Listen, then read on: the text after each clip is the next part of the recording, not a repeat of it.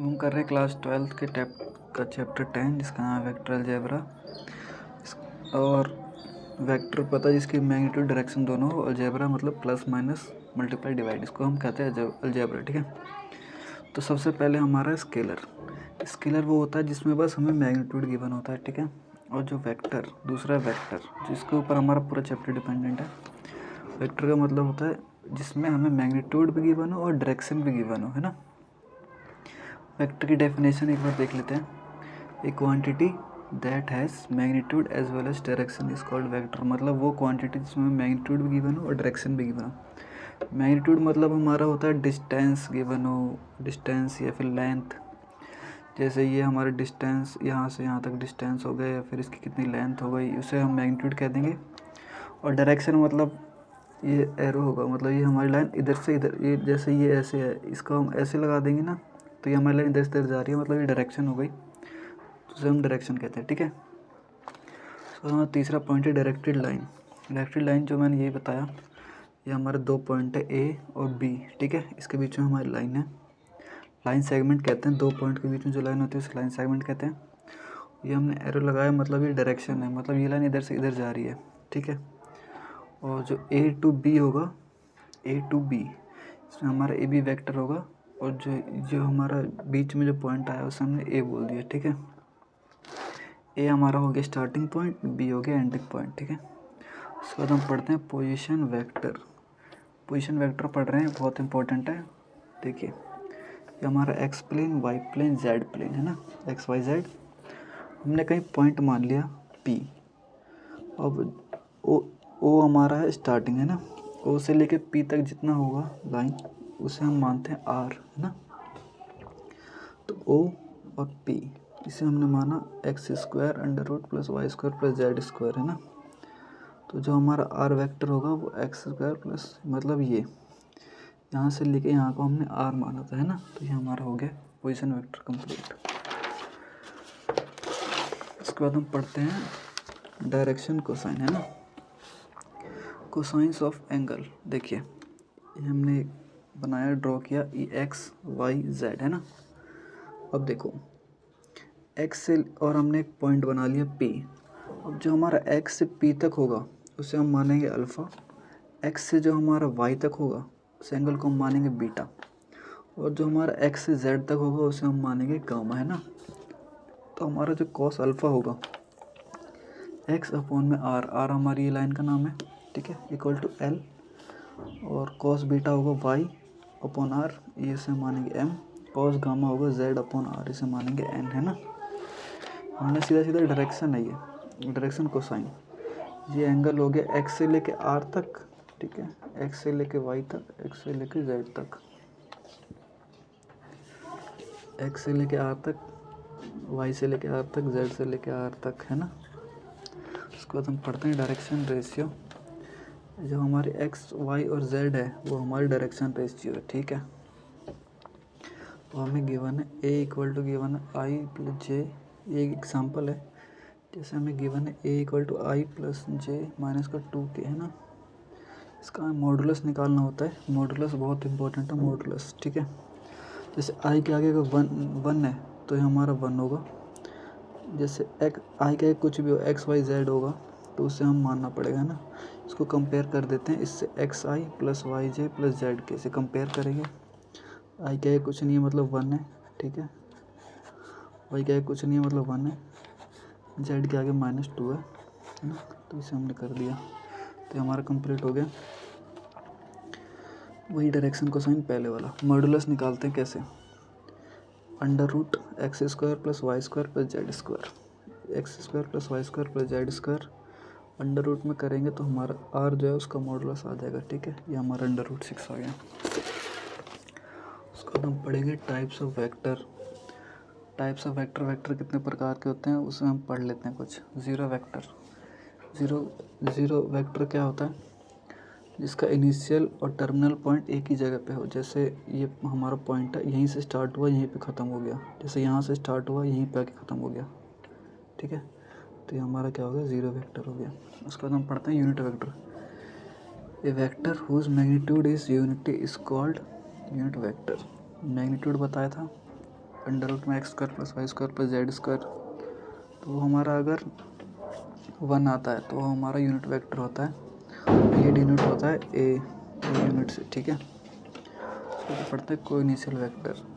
2 और more vector having the same initial point are called coinitial vector. मतलब 2 या 2 से ज़्यादा वेक्टर जिनका स्टार्टिंग पॉइंट, जैसे ये स्टार्टिंग पॉइंट है वो सेम होता है, जैसे ए बी हो गया, हम यहाँ पे सी भी मान सकते हैं, डी भी मान सकते हैं, कुछ भी मान सकते हैं, जिनका इनिशियल मतलब स्टार्ट वहाँ एक ही पॉइंट से हो रहे हैं तो उसे हम कहेंगे को इनिशियल वेक्टर, ठीक है। उसके बाद हमारा कोलिनियर वेक्टर। 2 और more vector are said to be collinear if they are parallel to the same line respective to their magnitude and direction. मतलब देखिए ये 2 लाइन है, ठीक है, एक ऐसे भी हो सकता है, ऐसे भी हो सकता है, ठीक है। इस लाइन के पैरेलल है ना, ये भी पैरेलल है, ये भी पैरेलल है, जैसे हम कहेंगे कोलिनियर वेक्टर, ठीक है। इसके बाद हमारा equal vector. 2 or more vectors are said to be equal if they have same magnitude and direction regardless of position of their initial point and written as a equal to b। वो vector जिनका magnitude और direction same हो लेकिन position अलग अलग हो, मतलब ये और ये दोनों हमारे इक्वल है, मैग्नीट्यूड और पोजीशन डायरेक्शन सेम है, ठीक है। तो जो ए होगा वो बी के बराबर होगा, है ना। इसका negative vector. Vector whose magnitude is same as that of given vector but direction is opposite. वो वेक्टर जिसका मैग्नीट्यूड सेम होगा लेकिन डायरेक्शन अलग होगी, जैसे ये तो सेम है लेकिन डायरेक्शन दोनों की अलग है ना। तो ये हमारा हो गया नेगेटिव वेक्टर। उसके बाद हम आगे बढ़ते हैं। उसके बाद है हमारा addition of vector. Addition of vector में 2 लॉ होते हैं, एक ट्रायंगल लॉ होता है, एक पैरेललोग्राम लॉ होता है ना।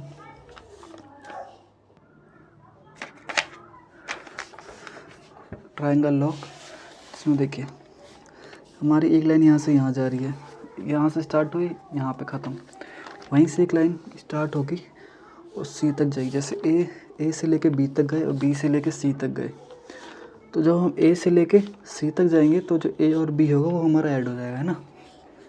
ये कहता है हमारा ट्रायंगल लॉ। देखिए A B plus B C equal to A C, है ना। A B plus B C equal to A C, ये हमारा ट्रायंगल लॉ कहता है। तो दूसरा है हमारा पैरेललोग्राम लॉ। पैरेललोग्राम लॉ में देखिए ए से बी और ए से सी, ठीक है, ए से बी जाएंगे और ए से सी जाएंगे, तो जो हमारा ए से डी जाएंगे वो हमारा इक्वल होगा, है ना। ये हमारा पैरेललोग्राम लॉ कहता है। अब देखिए एक मैं बताता हूँ बात, A equal to X I plus Y J plus Z k given है ना। इसमें जो हमारा एक्स वाई और जेड है वो हमारा स्केलर है, ठीक है। लेकिन अगर हम इसी एक्स में आई और जे और के लगा देंगे तो ये हमारा वेक्टर हो जाएगा, ओके। उसके बाद हम पढ़ते हैं सेक्शन फार्मूला। ये बहुत इंपॉर्टेंट है, सेक्शन फार्मूला इंपॉर्टेंट बहुत है।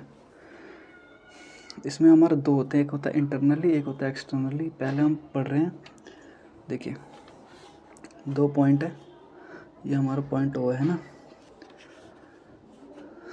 ये पी हो गया, ये क्यू हो गया, बीच में हमारा आर हो गया, है ना, ये ओ है। यहाँ से लेके यहाँ तक जाते हैं, यहाँ से लेके यहाँ तक जाते हैं, हमें निकालना ये। उसके लिए हमारा क्या होगा, ओ आर के लिए क्या होगा एम, ये एम है, ये एन है, ये आधा, ये आधा, एम इंटू बी और एन इंटू ए अपॉन में एम प्लस एन, ठीक है। ये हमारा हो जाएगा इंटरनली।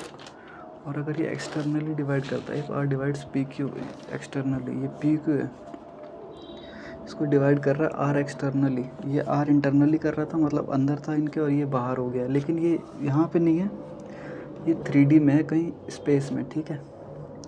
उसके लिए हमारा क्या फॉर्मूला होता है, ये हमारा हुआ है, ये हमारा आर है, मतलब ये डिवाइड कर रहा है एक्सटर्नली, मतलब बाहर से डिवाइड कर रहा है।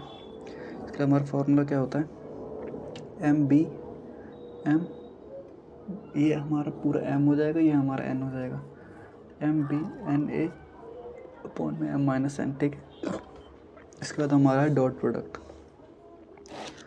डॉट प्रोडक्ट कैसे करते हैं, A dot B equal to A का मैग्नीट्यूड और बी का मैग्नीट्यूड इंटू कॉस थीटा, है ना। कॉस थीटा हमारा क्या होता है, ए डॉट बी अपॉन में magnitude of A magnitude of B, है ना। अब देखिए ए डॉट बी, जैसे आई इंटू आई डॉट आई हमारा 1 होगा, जे डॉट जे हमारा 1 होगा, के डॉट के 1 होगा, आई डॉट जे हमारा 0 होगा, आई डॉट के हमारा 0 होगा।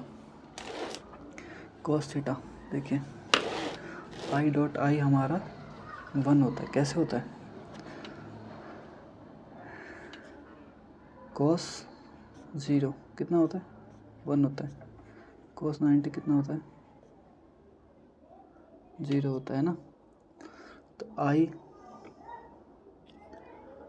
डॉट आई हमारा कितना हो गया? 1 हो गया। आई डॉट जे हमारा 0 हो गया है ना। ये बताई दिया cos theta A dot B upon में ए का मैग्नीट्यूड और बी का मैग्नीट्यूड, ठीक है। हम पढ़ेंगे क्रॉस प्रोडक्ट, है ना। Cross product A cross B equal to होता है ए बी साइन थीटा और एन यूनिट वेक्टर, ठीक है। और साइन थीटा क्या होगा? ए क्रॉस बी अपॉन में ए का मैग्नीट्यूड और बी का मैग्नीट्यूड। और ए क्रॉस बी कैसे निकालेंगे? अगर आपने मैट्रिसेस पढ़ी है तो बहुत अच्छा है, नहीं पढ़ी है तो मैं आपको सही से बता देता हूँ। ऊपर लिख देंगे आई जे के, ये हमारा A1 A2 A3 B1 B2 B3। क्या करते हैं? इसको छिपाते हैं, इसको छिपाते हैं और फिर इसको इससे मल्टीप्लाई, इसको इससे मल्टीप्लाई, बीच में माइनस, है ना।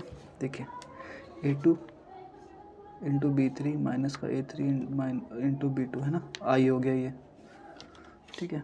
उसके बाद ये J होगा, इसको छुपाएंगे और इसको छुपाएंगे। A1 B3 A3 B1 A1 B3 A3 B1 ऐसे K होगा, इसको छुपाएंगे, इसको छुपाएंगे। A1 B2 A2 B1, है ना। ये हमारा हो गया। ऐसे हमारा निकलता है A क्रॉस B, है ना।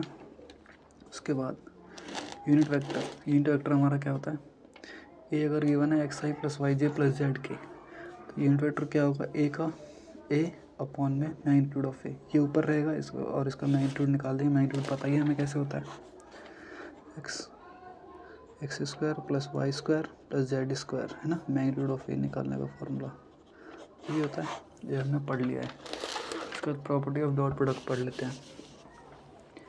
ए डॉट ए इक्वल टू क्या होता है? मैग्नीट्यूड ऑफ ए का स्क्वायर, ये हमें याद रखना है। ए डॉट बी क्या होता है? B dot A. Property of cross product क्या होता है? A cross A equal to 0, A cross B equal to minus का बी क्रॉस ए, है ना। मिड पॉइंट वेक्टर क्या होता है? M equal to A plus B upon में 2। मतलब इसको मिड पॉइंट निकालना होगा तो दोनों पॉइंट को ऐड करके 2 से डिवाइड कर देंगे, ठीक है। इसको देख क्वेश्चन कर लेते हैं, अपनी तरफ से करते हैं। Find the unit vector of I plus 2j plus 3k, ये हमें गिवन है। पहले तो ये देखिए, ये फार्मूला है, ये फार्मूला है हमारा, है ना। ये फार्मूला है ये वाला। देखिए हमने क्या किया, इसका मैग्नीट्यूड निकाल लिया, ये आ गया। और हमारा क्या होता है?